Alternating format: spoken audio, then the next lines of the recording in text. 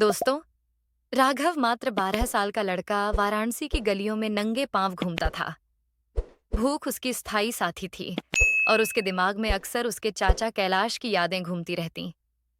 कैलाश ही वह व्यक्ति थे जिन्होंने कभी राघव को सच्चा स्नेह दिया था, लेकिन उनकी मृत्यु के बाद राघव का जीवन सड़कों पर संघर्ष करते हुए कटने लगा। वह कचरे में खाने की तलाश करता और उन अजनबियों की उदारता पर निर्भर रहता जो शायद ही उसकी ओर देखते। उस दिन जब वह गलियों में भटक रहा था, उसकी नजर एक आदमी पर पड़ी। वह आदमी काले रंग के सूट में था और हाथ में चमड़े का ब्रीफकेस लिए तेज कदमों से चल रहा था। उसकी चाल से लगता था कि वह कहीं जाने की जल्दी में है। जैसे ही वह सड़क पार कर रहा था, उसकी जेब से एक भारी चमड़े का बटुआ गिर पड़ा। राघव की नजर तुरंत उस पर गई। वह झुककर उसे उठाने लगा। बटुआ काफी भारी था और जैसे ही उसने उसे खोला, अंदर नोटों और कार्डों का ढेर था।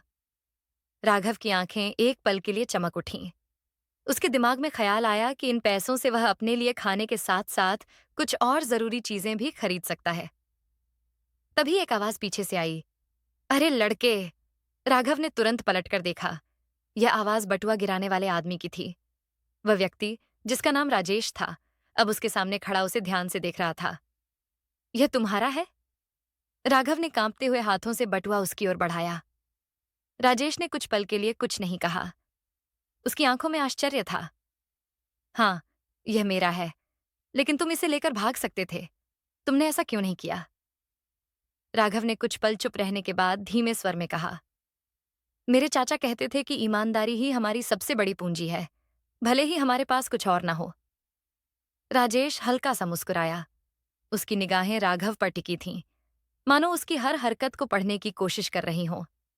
फिर उसने बटुआ लिया और बोला, मेरे साथ आओ, चलते चलते बात करेंगे और कुछ खा भी लेंगे। राघव थोड़ी हिचकिचाहट के साथ उसके पीछे चल पड़ा।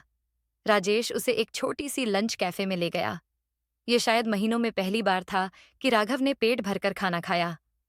खाना खाते हुए राजेश ने पूछा, तुम यहाँ अकेले क्यों घूम रहे हो? तुम्हारे परिवार का क्या? राघव ने गहरी सांस ली और धीरे धीरे अपनी कहानी सुनानी शुरू की। उसने अपनी माँ कमला के बारे में बताया, जो उसे बचपन में ही छोड़ चुकी थी। उसने कैलाश चाचा के साथ बिताए उन सुनहरे दिनों का जिक्र किया, जब उसे लगता था कि वह दुनिया का सबसे सुरक्षित इंसान है। लेकिन चाचा की मृत्यु के बाद वह सड़कों पर आ गया। अब उसका जीवन केवल अगले भोजन की तलाश में कटता था। राजेश उसकी बातों को ध्यान से सुन रहा था। उसकी नजरें राघव के हाव भाव और उसकी आवाज के हर उतार चढ़ाव को पढ़ने की कोशिश कर रही थीं। कुछ था जो उसे इस लड़के की ओर खींच रहा था। तुम्हारे अंदर हिम्मत है, राजेश ने कहा, और ईमानदारी भी। इन दिनों ये चीजें कम देखने को मिलती हैं। मुझे नहीं पता क्यों, लेकिन लग रहा है कि हमारी मुलाकात यूं ही नहीं हुई। राघव ने राजेश की ओर देखा। उसकी आंखों में अनकहा सवाल था। राजेश ने कुछ नहीं कहा, लेकिन उसकी बातों में कुछ था जिसने राघव के मन में जिज्ञासा जगा दी। राजेश ने मुस्कुराते हुए घड़ी देखी और कहा, चलो, अब यहां से निकलते हैं। आगे तुम्हें कुछ और दिखाना है। राघव उसके पीछे पीछे चल पड़ा, लेकिन उसके मन में ढेरों सवाल थे। क्या राजेश सच में उसकी मदद करेगा, या यह सिर्फ एक अजीब इत्तेफाक था? राजेश ने उसे अपने घर चलने का इशारा किया। जब वे घर पहुंचे तो राघव ने देखा कि यह एक बड़ा और साफ सुथरा घर था, लेकिन अंदर घुसते ही उसे अजीब सा खालीपन महसूस हुआ। दीवारें सुंदर थीं, फर्नीचर व्यवस्थित था, लेकिन घर में जीवन का कोई संकेत नहीं था। राघव, जो अब तक चुपचाप देख रहा था, आखिरकार बोल पड़ा, आप यहाँ अकेले रहते हैं? राजेश थोड़ी देर तक चुप रहा, फिर गहरी सांस लेकर बोला, हाँ, मेरी पत्नी प्रिया कुछ साल पहले गुजर गई। हमने बच्चों की कोशिश की थी, लेकिन हमारा परिवार पूरा नहीं हो सका। उसके जाने के बाद से मेरी जिंदगी बस ऐसी ही है, शांत और खाली। यह सुनकर राघव ने राजेश की तरफ देखा। उसकी बाल सुलभ जिज्ञासा अब सहानुभूति में बदल गई थी। वह जानता था कि अकेलेपन का दर्द क्या होता है। उसने धीरे से पूछा, क्या आपको कभी लगता है कि वह आपको देख रही है? राजेश चौंक कर उसकी ओर देखने लगा। यह सवाल उसकी उम्मीदों से परे था। वह सोच में पड़ गया। कुछ पल बाद उसने सिर हिलाकर कहा, शायद कभी कभी लगता है कि वह अभी भी यहीं है, मुझे राह दिखाने के लिए। दोनों के बीच कुछ समय तक खामोशी रही। ये खामोशी असहज नहीं थी, बल्कि ऐसी थी जैसे दो अनजाने लोग एक दूसरे का दर्द समझने लगे हों। कुछ देर बाद राजेश ने राघव से पूछा, क्या तुम कभी अपनी माँ के पास लौटने के बारे में सोचते हो? राघव की आंखों में अचानक कठोरता आ गई। वह थोड़ा गुस्से और थोड़ा दर्द के साथ बोला, नहीं, उसने मुझे मेरे चाचा के पास छोड़ दिया था। पैसे के लिए उसने मुझे बेचा था। मैं उसके बारे में कुछ महसूस नहीं करता। राजेश ने उसकी आवाज में छिपे दर्द को महसूस किया। वह जानता था कि इस छोटे से लड़के ने अपनी उम्र से कहीं ज्यादा कुछ देखा और सहा है। उस रात जब राघव सोफे पर सो रहा था, राजेश अपने कमरे में बेचैन होकर लेटा था। उसके मन में राघव की बातें गूंज रही थीं। वह सोच रहा था कि उसकी और इस लड़के की राहें आखिर कैसे टकराईं। वह जैसे ही गहरी नींद में गया, उसे सपना आया।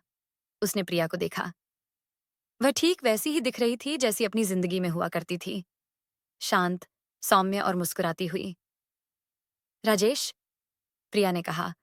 उसकी आवाज में एक अजीब सी गर्माहट थी। वह लड़का तुम्हारी मदद की जरूरत में है और शायद तुम्हें भी उसकी जरूरत है। उसे अपने जीवन में आने दो। ये सब यूं ही नहीं हुआ है। राजेश अचानक जाग गया। उसका दिल तेजी से धड़क रहा था। वह कुछ पलों तक छत की ओर देखता रहा, मानो जवाब ढूंढने की कोशिश कर रहा हो। क्या सच में यह सपना एक संकेत था? क्या राघव को उसके जीवन में कोई उद्देश्य देने के लिए भेजा गया था? सुबह जब राघव जागा, तो राजेश पहले से ही तैयार था। उसने लड़के से कहा, तैयार हो जाओ, आज मैं तुम्हें कहीं लेकर चलूंगा। कहाँ? राघव ने सवाल किया। लेकिन राजेश ने कोई जवाब नहीं दिया। वे एक टैक्सी में बैठकर शहर के एक बड़े अस्पताल पहुंचे। राजेश ने उसे अंदर ले जाते हुए कहा, यह जगह मेरी दूसरी जिंदगी है। मैं यहाँ काम करता हूँ। अस्पताल के अंदर की हलचल, डॉक्टरों और नर्सों की तेजी से चलती गतिविधियां और मरीजों की देखभाल करते हुए लोगों की दृढ़ता देखकर राघव मंत्रमुग्ध था। वह हर कोने को बड़ी उत्सुकता से देख रहा था। आप यहाँ क्या करते हैं? उसने राजेश से पूछा। मैं एक डॉक्टर हूँ, राजेश ने गर्व से जवाब दिया। यहाँ लोगों की जिंदगियां बदलती हैं और कभी-कभी उन्हें बचाया भी जाता है। राघव ने चारों तरफ देखा।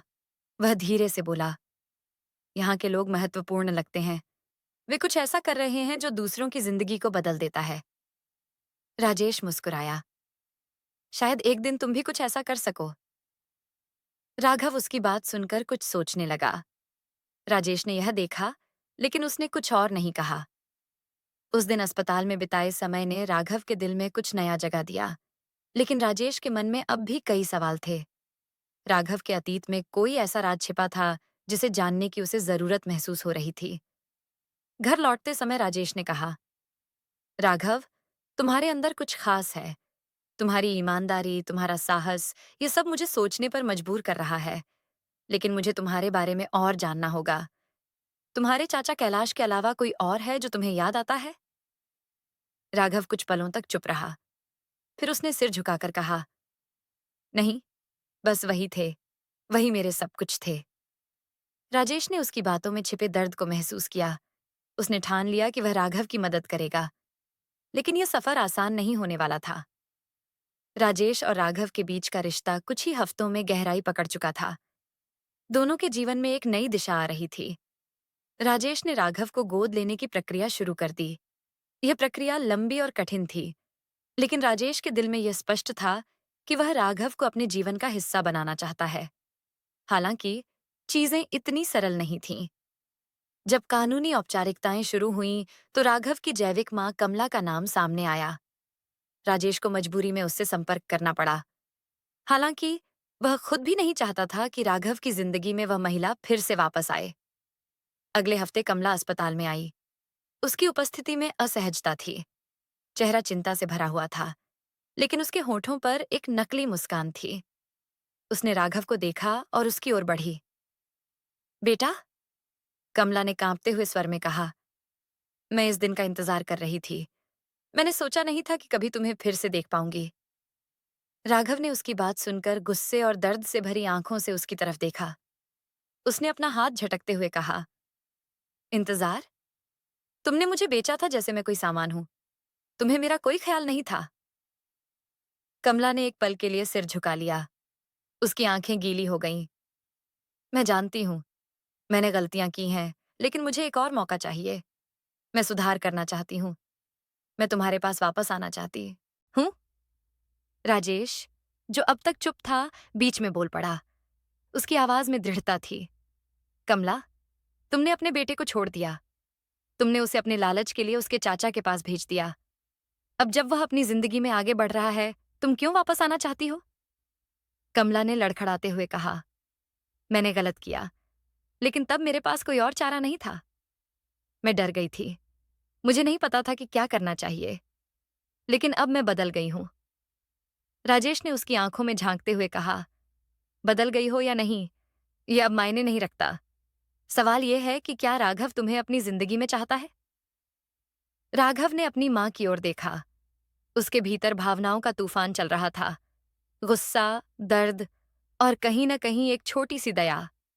लेकिन उसने अपनी भावनाओं को नियंत्रण में रखते हुए कहा, मैं तुम्हें माफ करता हूं, लेकिन मैं तुम्हें अपनी जिंदगी में वापस नहीं चाहता। मेरे पास अब सब कुछ है जिसकी मुझे जरूरत है। मुझे अब तुम्हारी जरूरत नहीं है। कमला की आंखों से आंसू बह निकले। उसने राघव को एक आखिरी बार देखा और फिर बिना कुछ कहे चली गई। कमला के जाने के बाद राजेश ने राघव को गले लगाया। तुम जितना मैं सोचता था, उससे कहीं ज्यादा मजबूत हो। तुम्हें पता है कि अपने लिए सही क्या है। ये बहुत बड़ी बात है। उस रात राजेश ने अपने दिल में प्रिया की बातों को याद किया। उसने मन ही मन कहा, तुम सही कहती थी प्रिया। इस बच्चे को मेरी जरूरत है, और सच कहूं तो मुझे भी इसकी। कुछ महीनों बाद राघव को गोद लेने की प्रक्रिया पूरी हो गई। राघव अब कानूनी तौर पर राजेश का बेटा बन चुका था। यह सिर्फ एक कागज का टुकड़ा नहीं था, बल्कि एक ऐसे रिश्ते की शुरुआत थी जो विश्वास और प्यार पर आधारित था। राघव और राजेश ने एक साथ नई जिंदगी शुरू की।